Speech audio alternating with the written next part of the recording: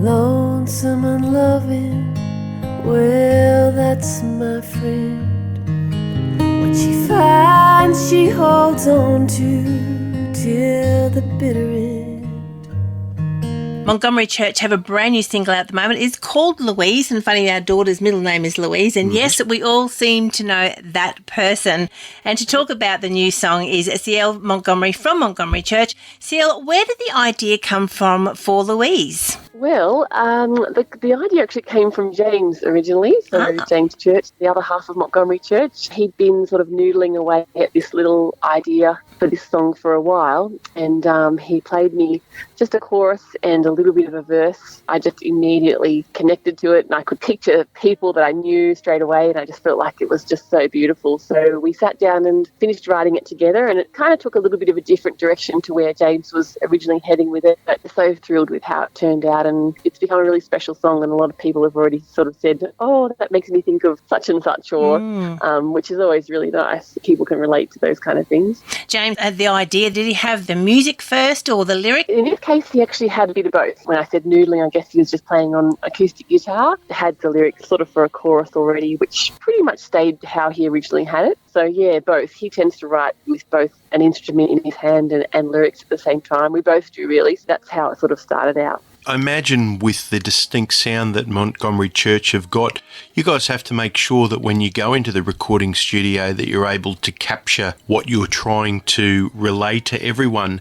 How does that process happen for you? That's a really good question, actually. And you're right, it is something that we do think about, and we certainly spend time sort of honing in on, I suppose. But just recorded a new album, and we've got one previous album, so this is, I guess, only our second time of recording in studio. But our whole objective is just to create music that sounds like us, and it sounds like, you know, if you came to see us at a show, it would sound the same. And also just of our great inspirations. You know, we're very inspired by a lot of American folk and bluegrass acoustic styles of music. They're sort of our guiding light, I suppose, when we go into the studio and go, right, well, how do we picture this? And it all really comes together pretty organically usually.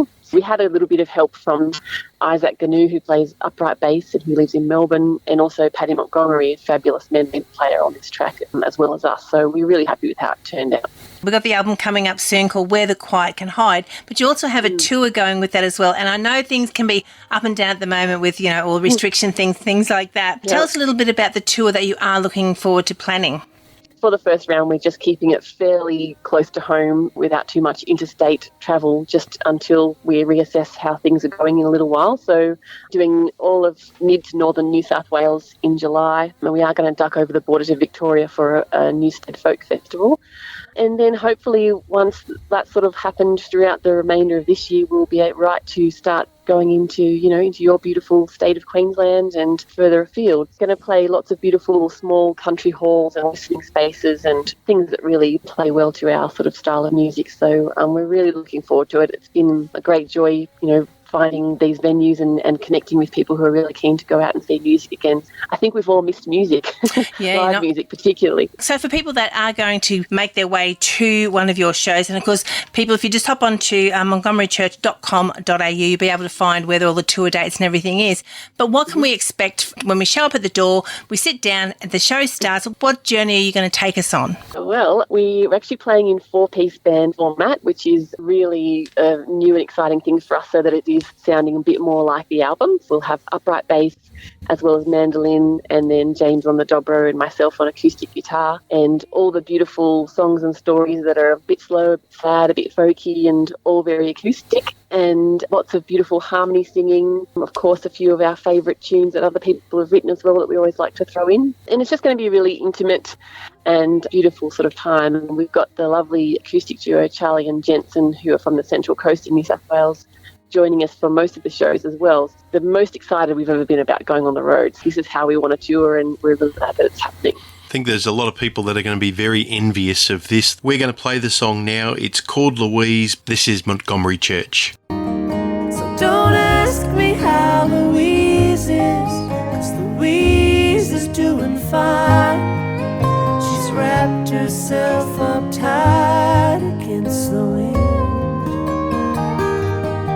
Oh, what's his name that she's with? Can't say I didn't try. So don't ask me how Louise is, 'cause Louise is doing